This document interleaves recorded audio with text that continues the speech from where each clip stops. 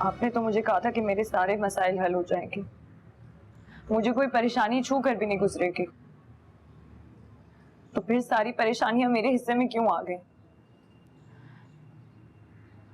लोगों को बिना मांगे चीजें मिल रही हैं और मुझे मांगने के बाद भी नहीं। मेरी पढ़ाई छूट गई, मुझे कॉलेज से निकाल दिया, बेइज्जत हो गई मैं। इज्जत देने वाली तो सिर्फ खुदा की जात है और कोई नहीं। तुम किसी के कुछ करने से क्यों रुस्वा होती हो? अब मैं क्या करूं? अब्बा कहते हैं कि कॉलेज के हॉस्टल चली जाओ, लेकिन सच इतना कड़वा है कि मैं उन्हें बता भी नहीं सकती।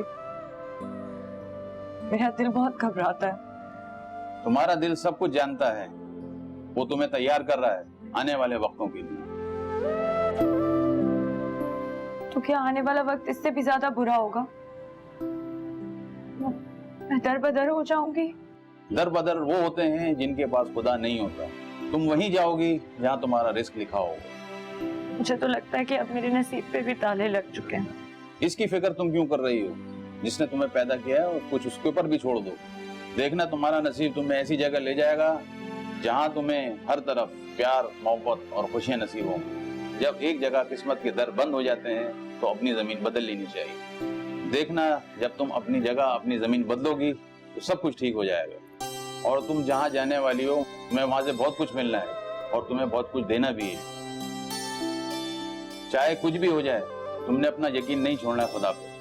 मुझे अपने होने से भी ज्यादा खुदा पर यकीन है। वो देख रहा है ना सब कुछ।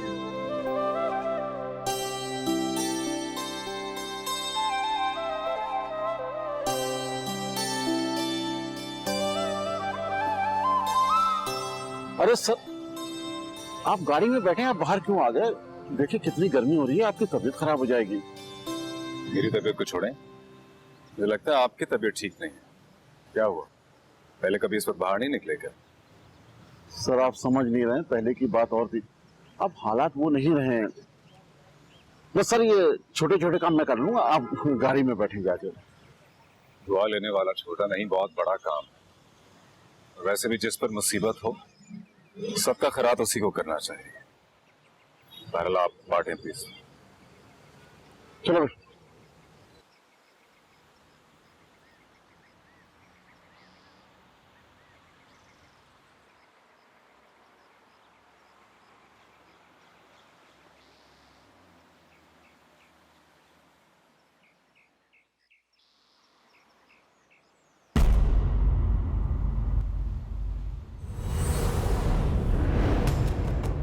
हर मुसीबत एक इम्तिहान होता है जिसमें बिठाने का हक सिर्फ खुदा को है, बंदे को नहीं।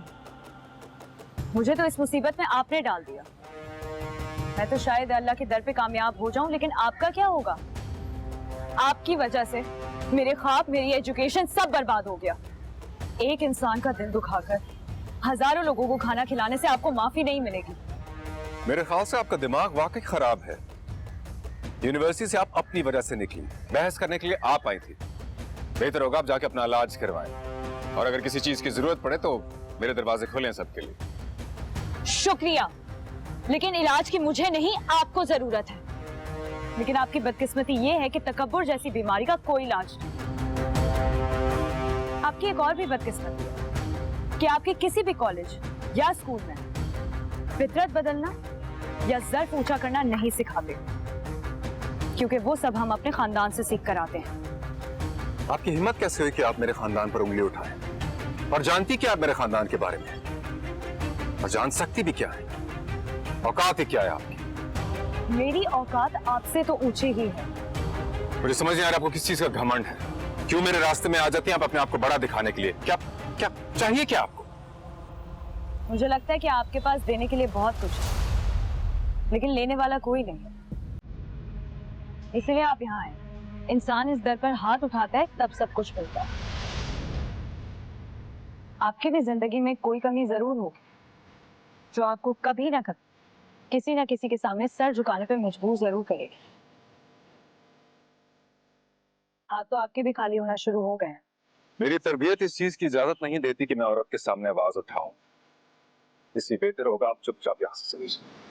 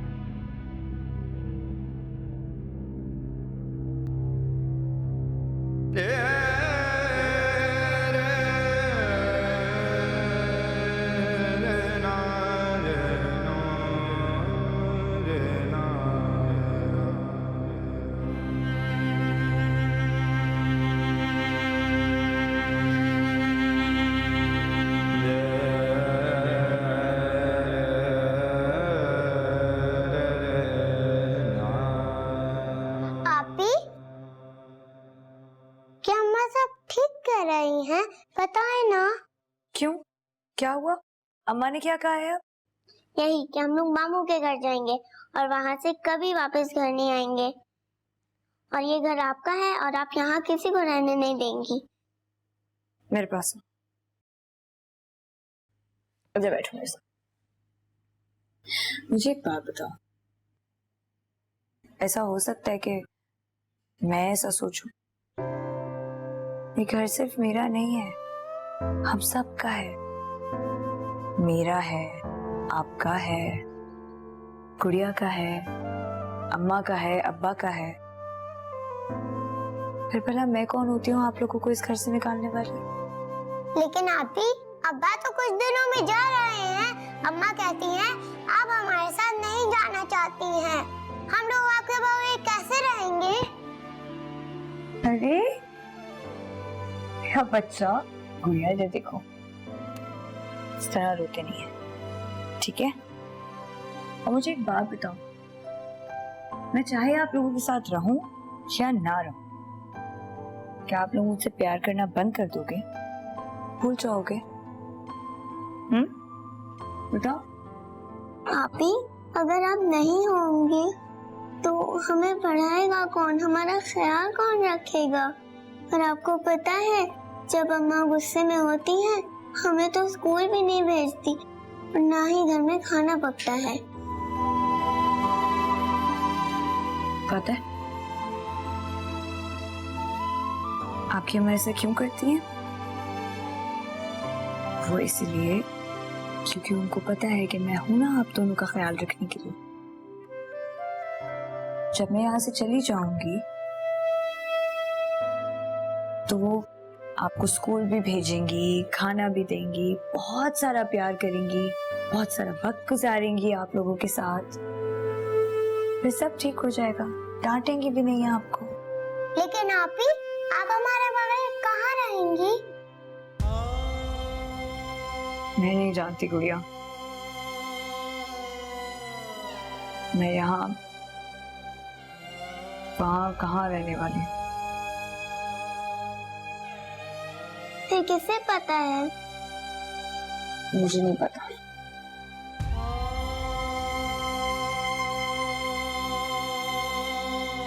नजीफ, बेटा तुम पैकिंग शुरू कर दो, सुबह हमें रवाना होना है। लेकिन अब्बा, आपकी रवानगी भी तो कुछ दिनों में है, फिर आप मुझे कहाँ लेकर जा रहे हैं? हाँ, मैं तुम्हें वो फिर बताऊंगा, लेकिन अब जो कहा है वो करो, हमारे पास वक्त कम है।